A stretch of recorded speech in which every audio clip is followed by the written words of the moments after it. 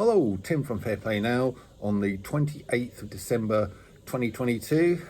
No videos from me for the last few days because, to be honest with you, I just felt I needed a bit of time out, and I've been really unenergized over the whole Christmas period, just lacking in energy and just tired the whole time.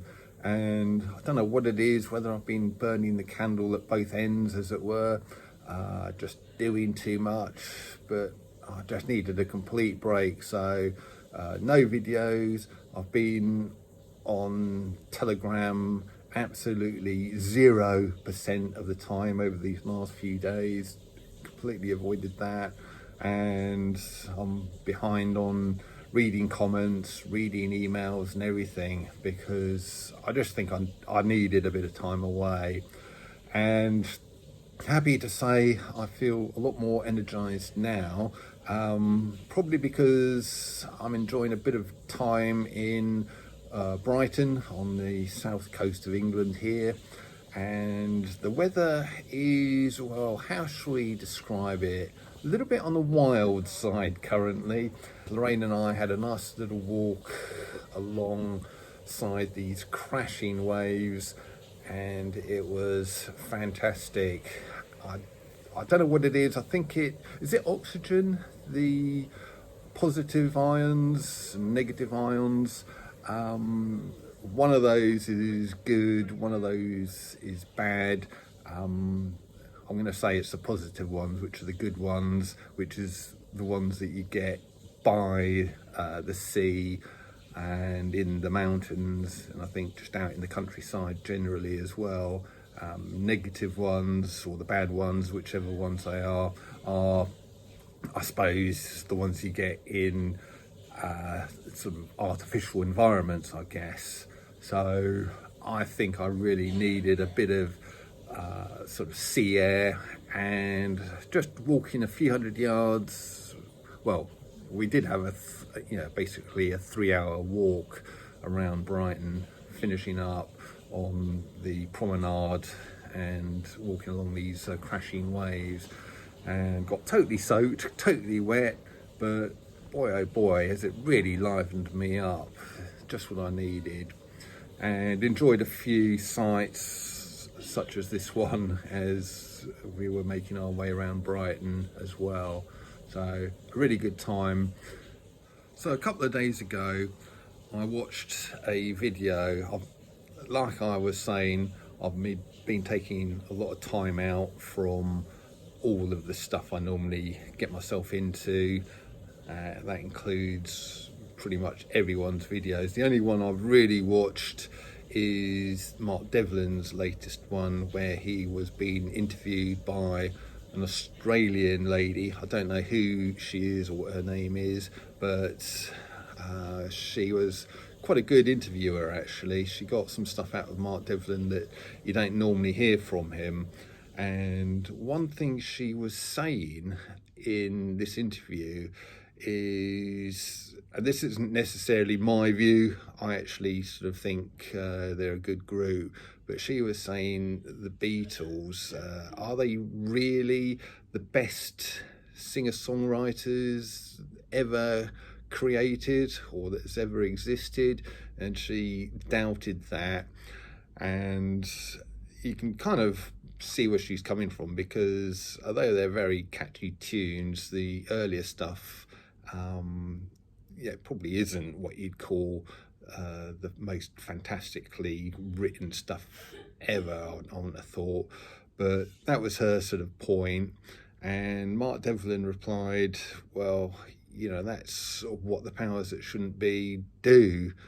They kind of put it out absolutely everywhere that the latest thing on the agenda, whether it's a group or some kind of social movement, is basically the best thing since sliced bread, and everybody needs to be on board with it. And propaganda is everywhere, and that's how they operate.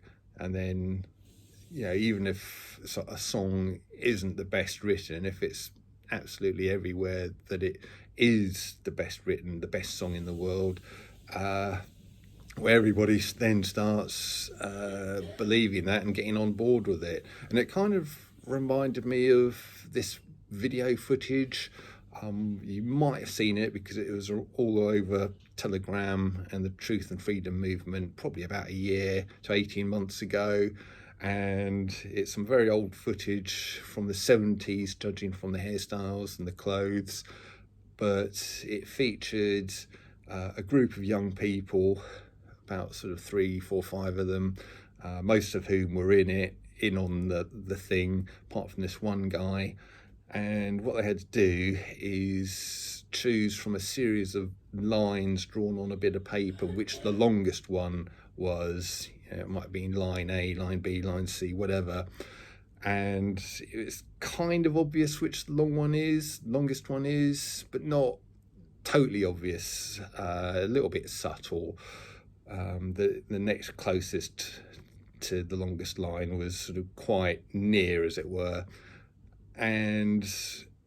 But it's, as I say, reasonably obvious which the longest one was. So this guy, the subject of the experiment, is kind of looking at it, thinking, yeah, it's line C. And then everybody else is saying whatever they were choosing, line B. Oh, yeah, it's line B, line B. And you can see this guy sort of looking like this. Really? And then he sort of, when it gets to his turn, he's the last one to choose, and he's saying, everybody else has said line B, but he sort of says line C, kind of fairly unsure sort of thing. But then he, sort of after a few goes of this, he basically comes round to just saying what everybody else was saying, even though he really knew it was sort of line C. He then sort of says, line B, because that's what everybody else was choosing. And that kind of reminded me, I was reminded of that experiment when I was listening to this Mark Devlin interview with this lady, and she was saying, are the Beatles really the sort of best singer-songwriters that ever lived, or is that just kind of propaganda, and that's just been what's fed in to people's heads? And people might be sitting there thinking, are they really the best singer-songwriters? Surely this group over here are quite a lot better. But then you just end up going along with it because everybody else is saying they're the best, and all the media, etc., are saying that they are the best. So I thought that was very interesting. Not saying that that's my particular personal view of the Beatles. I do think they're a very good band, obviously. The only criticism of them that I've got is they've literally been round all of my life. I was probably listening to their tunes in the womb and they've been around, their songs have been around ever since. So they're kind of a little bit jaded in my mind now, like kind of a little bit too much of a good thing sort of thing. So if I kind of hear a Beatles song coming on, I just tend to go, oh no, not this again, and turn it off. But they are good songs. So like I say, not necessarily my viewpoint, but I thought it was a really good point that they raised. So I'll leave a link to this Mark Devlin interview in the comment section, the description box below here, so you can go in and watch it yourself and see what you think.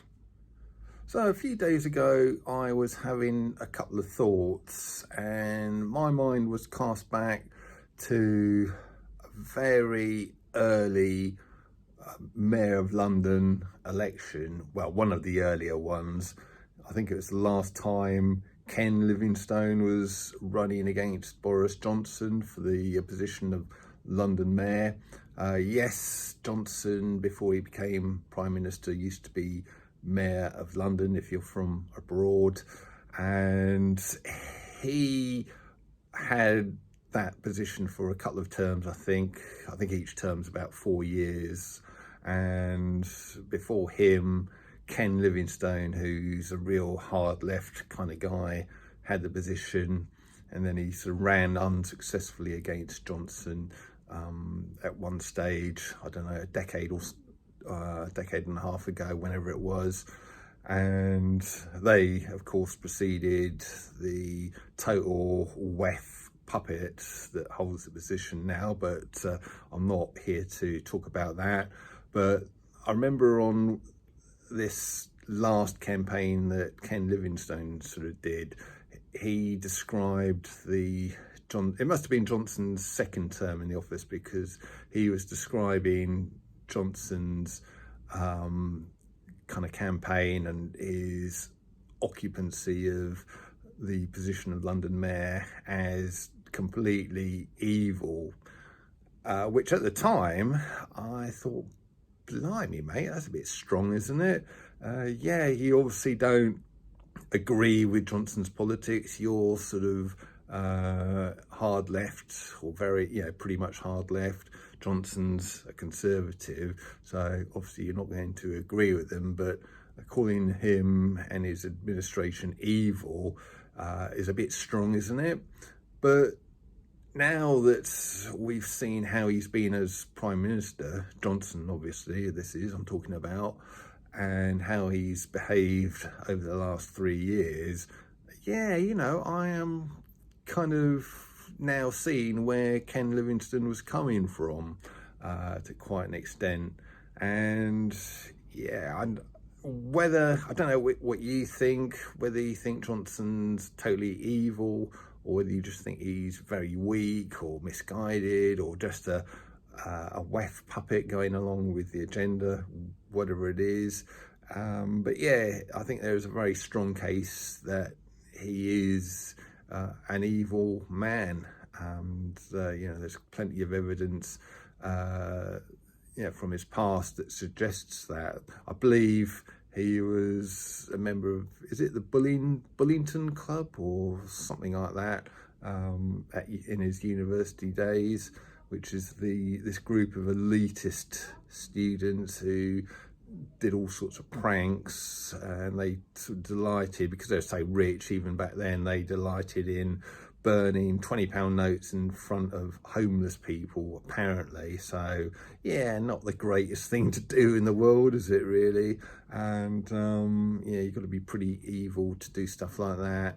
And I think a lot of the stuff that his government introduced over the last 3 years before he was kicked out reflected that he's certainly not the greatest character in the world, and is probably evil.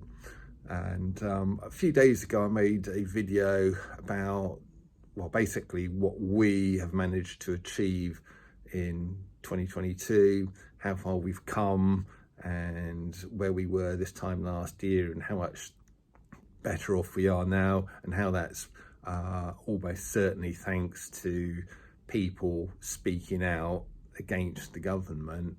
And what I forgot to say is one of our achievements is we got him out of office.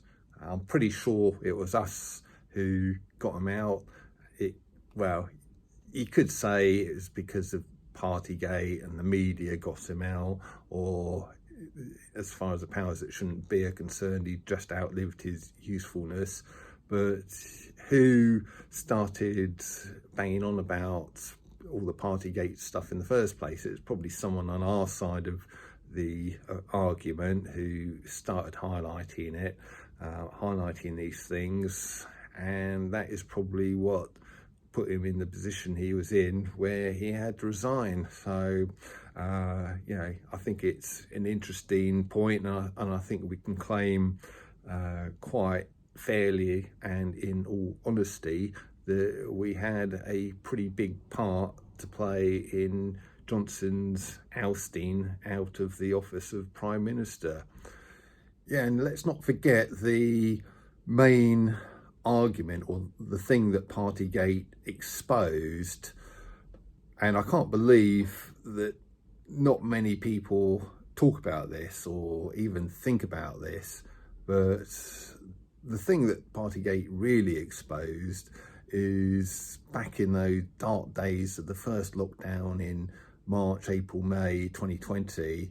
Well, the senior politicians, the government, the ministers, and Johnson himself clearly didn't perceive the lurgy as being much of a threat, because, yeah, you know, they were getting together and having parties. And I think that really did more than almost anything to expose the nonsense for, yeah, well, the nonsense it really was.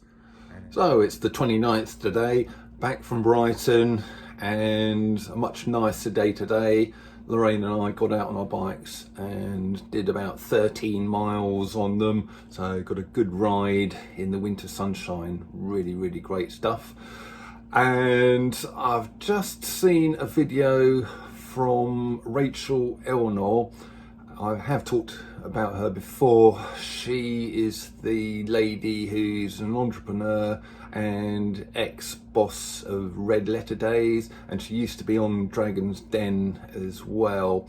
And surprisingly, she ended up, or turned out to be, on our side of the argument. I kind of first found that out about pretty much 2 years ago, and began kind of following her from there. She sends me through emails from time to time, and she's got 2 videos out. They're both on this platform, so I'll leave a link to them in the comment section and the description box below here. And the first one is only a 5-minute thing. She and her partner are talking about common law, which, if you're a regular viewer, you know that's something that is dear to my heart. And this is just a very quick 5 minutes on it, which if you don't know much about it, or you've never heard of it, it's a real quick intro. And to be honest with you, everybody in the whole country should watch this video, because it's explained in very simple to understand terms. And I think if people understand their rights under common law, the nonsense we've had to endure over the last 3 years, well, it'll be impossible for it to ever happen again if people know what their common law rights are. So it's a good one to watch, good one to share. And the other one, I haven't watched it yet myself, but it's about an hour-long interview of Rachel by the Iconic team. I'm gonna watch that tonight myself, and I'll comment on that one tomorrow. But I'll probably leave a link to that one in tomorrow's video, and the links for both the Mark Devlin video and Rachel's common law guide will be in the comment section and the description box below, actually, because they're both on this platform. So I'll leave it there for today, or for this video, and I'll be back tomorrow. Tim from Fairplay Now, thanks for watching.